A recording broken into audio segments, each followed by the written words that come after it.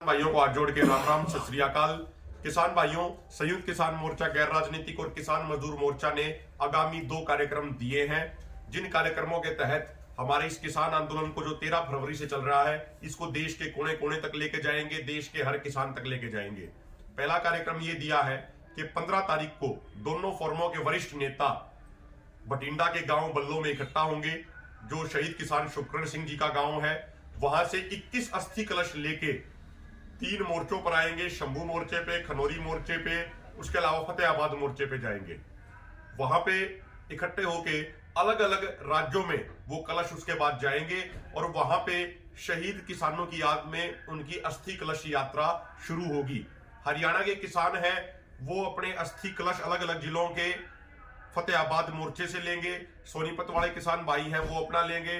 पानीपत वाले भाई, सिरसा वाले भाई, जींद वाले भाई, कैथल वाले भाई, हिसार वाले भाई और फतेहाबाद सिरसा के तमाम साथी अपने अपने अस्थि कलश वहां से लेके अपने अपने जिलों में जाएंगे और 16 तारीख से अपने अपने जिलों के गांवों में वो यात्रा शुरू करेंगे। और उस यात्रा में तमाम ग्रामीणों को, तमाम गांव वालों को ये बताएंगे कि किस तरीके से पिछले 1 महीने में जो किसान शंभू, खनौरी, फतेहाबाद मोर्चों में बैठे हैं, उनके ऊपर सरकार ने कितने जुल्म किए हैं, क्रूरता की सारी हदें सरकार ने पार कर दी। वो सारी चीजें अपने लोगों को हम बताएंगे, उनको उसे अवगत कराएंगे।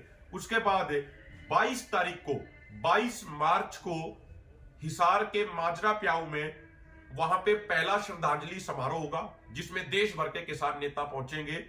उसके बाद 31 तारीख को अंबाला की मोड़ा मंडी में दूसरा श्रद्धांजलि समारोह होगा और इन दोनों श्रद्धांजलि समारोह में हमारे शहीद किसानों को श्रद्धांजलि अर्पित करने के लिए देश के कोने कोने से किसान नेता पहुंचेंगे।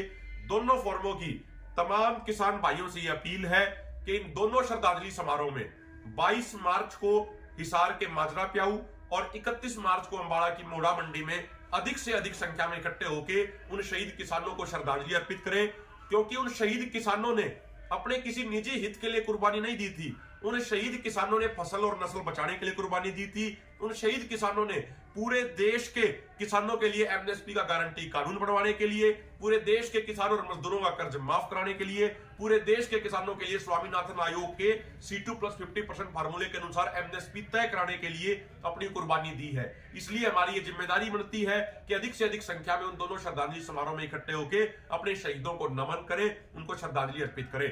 दूसरा कार्यक्रम जो दोनों मोर्चों ने दिया वो ये दिया है कि हम तमाम गांवों में, पूरे भारतवर्ष के तमाम गांवों में हमारे शहीद किसानों की, शुभकरण सिंह जी की, लखीमपुर खीरी के शहीद किसानों की, उनकी फोटो लगाएंगे और फोटो के साथ साथ जो हमारी मांगे हैं, 12 मांगे जिनके ऊपर आंदोलन चल रहा है, वो पूरा बड़ा एक बैनर बना के तमाम गांवों में हम लगवाएंगे। गांव के चौराहों पे, गांव के मेन अड्डों पे वहां पे लगाएंगे। और जब भी बीजेपी या उसकी सहयोगी पार्टियों के नेता गांव में आएंगे तो हमारे किसान यूनियनों के हमारे साथी वहां जाके अपने हाथ में वो शहीद शुभकरण सिंह जी की फोटो और हमारी मांगे लिखी हुई होंगी, उस पर सवाल होगा शुभकरण सिंह जी की तरफ से कि मेरा क्या कसूर था, मैं तो वो वादे पूरे कराने के लिए आया था जो वादे स्वयं प्रधानमंत्री जी ने किसानों के साथ किए थे, लेकिन उसके बावजूद मुझे गोली क्यों मारी गई। मैं तो शांतिपूर्ण आंदोलन कर रहा था, मैं तो लोकतांत्रिक तरीके से आंदोलन कर रहा था। ये प्ले कार्ड लेके, तख्तियां लेके हाथ में हमारे वहां लोग जाएंगे